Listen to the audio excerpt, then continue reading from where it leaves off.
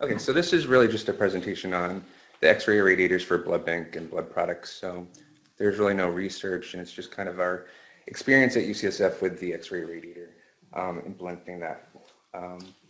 So you've probably heard this before, but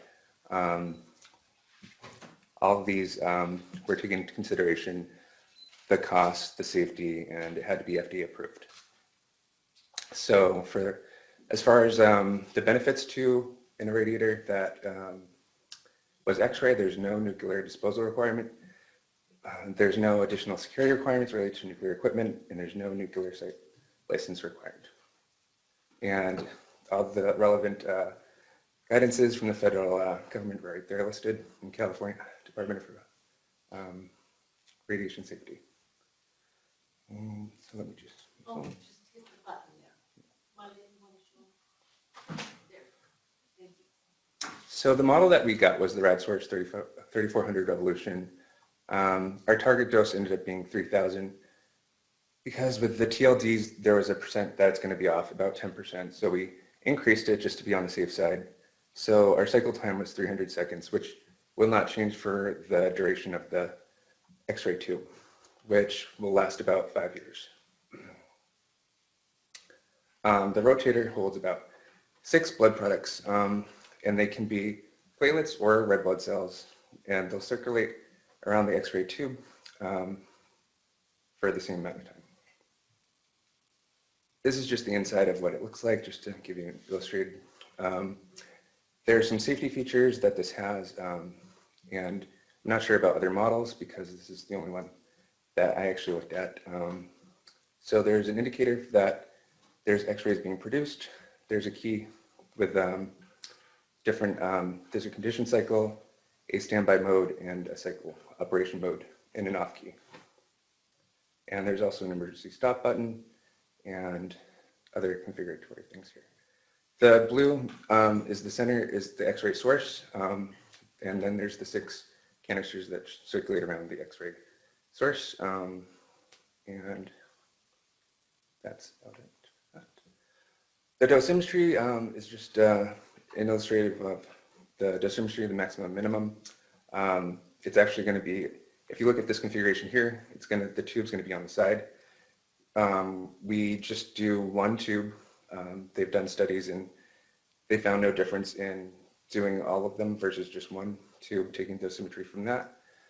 So we just do 1 tube. They have about 6 TLDs in there.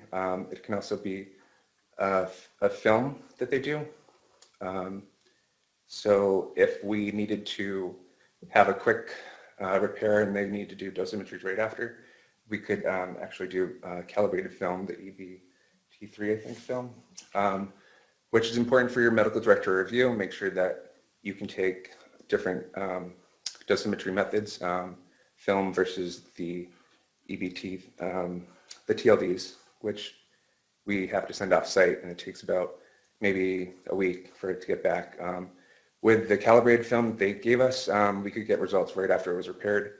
So as long as your medical director accepts that, you put it right back into use and your downtime is very limited. So that was important for our medical director to be comfortable with, and it took him a little while to be okay with that. Also with any of your irradiators, I'm sure there's going to be options for a syringe holder, and there's different options with RadSource for syringe holders. There's a RadSource scanner program that you can also buy separately that will document the irradiation of the blood products rather than have logs or writing it down. So that's an option you could look at. And also, I don't know about other X-ray irradiators, but RadSource gives you the option for clinical engineer or biomed to be trained at their site so they can repair irradiators for limited, recently we had a button that was malfunctioning, so our clinical engineer was able to repair it temporarily, and then they came out to fix it. So it can be very valuable to have that. If your clinical engineering is willing to go get trained, it's very valuable. Then there's just, with any machine you're going to get, just you want to make sure that you can fit through all the doors, the weight, and the the requirements are going to be met. We have a site readiness checklist that we went through that included like the amount of water you would need, the floor space, and the power, the amount of power and the cables you would need to connect it. And then this is just an example of the annual service report and what they would do for it. They include a radiation survey with their annual maintenance as part of the service contract. So if you didn't have the service contract, you need to have maybe your health physics do a radiation safety survey for the cabinet. Every year, it's a California Department of Public Health regulation to get that done. And also for this machine, it's required to do dosimetry twice a year, so every 6 months, and that's included in the service contract too. As far as maintenance that our staff have to do, all that's required is inspection of the power cord, and that's about it for that. So it's very limited. There's no real maintenance required. So we already talked about the calibrated film versus the TLDs that your medical director should be aware of before you start. That way they can be on board with that. And then also you kind of should, with the service reports that we were getting, we had to really tell the technician what we wanted included in it. They don't really, I don't think they've been working with too many hospitals. They're getting a lot better, but when they repaired something, we weren't sure like what they were doing. They weren't very like specific about what they were repairing. So we had to like specifically ask them to put whether dosimetry would be required or not. And that was kind of an issue for a little while. And then this is just some of the cost versus getting the service contract and the reason why we chose to get this service contract. Basically, the service contract will pay for itself if you had to repair anything. In the first year, we did have the X-ray tube break shortly after we started. They're not sure exactly why, but that would have been, I think, about $7,500 or more, 12,000, something like that. But it would have been a big cost if we didn't have, it comes with a 1-year automatically warranty, but that would have been a huge cost to us and not predictable if we didn't have the service contract.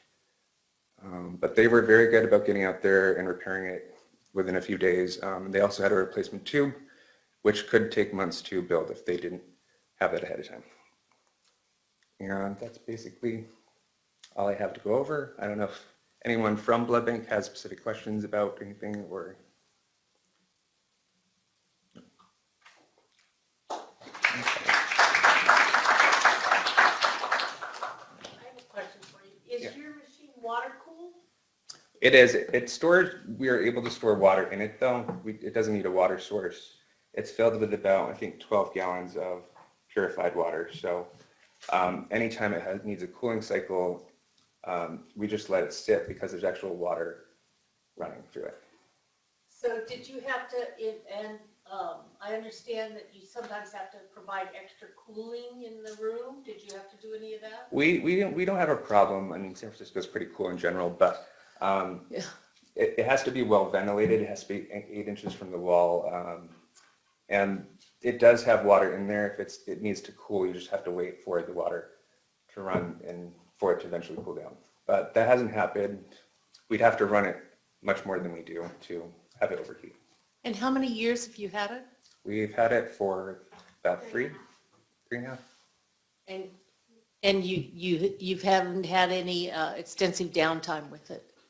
No, not very extensive. At the most, I think it was mostly caused by us because our medical director wanted TLDs done, dosimetry done sometimes because it wasn't clear in the reports when it needed to be done, when it wasn't done, and it was a new equipment for us. So as they get more comfortable, as the whole department gets more comfortable, the less downtime we had because of that. Hi, I'm Richard Adams, Vice President of RadSource. Yeah, it is a water-cooled system, yeah. But this emitter that we use, this Quastar emitter, is the one that Nathan had alluded to of being able to produce a megarad an hour. So for blood, we dial it way down, and therefore it just is not generating much heat. The only time this cooling issue has come up is in some places where they have taken out a cesium irradiator in a small lead-lined room that doesn't have much venting. and you put this in there, and yes, it does generate a little bit of heat. It's not a lot. It's about 84 BTUs per minute. But as long as there is airflow and air turnover, we've got 86 of these out now, and we've got no situations where there's been any overheating. So, okay.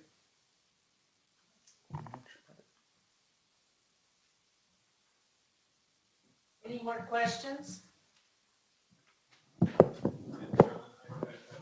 Yes, please. Guy who doesn't know much about the clinical side of blood treatment. But one of the concerns that's come up, I've heard from a number of institutions, is reliability. And how did you account for that? I've heard a couple of places talking about interagency agreements between local hospitals, or doing an N+1 strategy, figuring out what they needed in throughput and then buying a spare. What can you talk about? Well, what your thoughts since we are? actually have we have a couple hospitals that have irradiators, so they act as our backup. And then we also have an agreement with Red Cross if we were down, and they would irradiate for us in events where that would happen, which hasn't been frequently. So, you know, you can build that into your contract with your supplier, or if you have the option to another hospital that has an irradiator too, act as backups for each other. But otherwise, I think your blood supplier would be the number one way you would, you know, have to coordinate with them as a backup if you were a small hospital, didn't have the option to maintain that. Okay.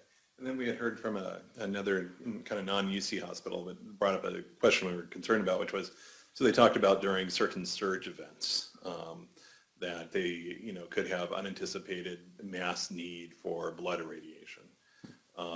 Have you ever done a calculation like what your throughput is? Is it like one bag or 1 unit per tube? Is that what? Yeah, it is? we can really 6 only tubes fit every 5 minutes. We can only fit 1 unit of blood in each tube, so it's 6 units in 5 minutes would be your maximum, and that's just with the timer on. Then you would have to do the computer work to change.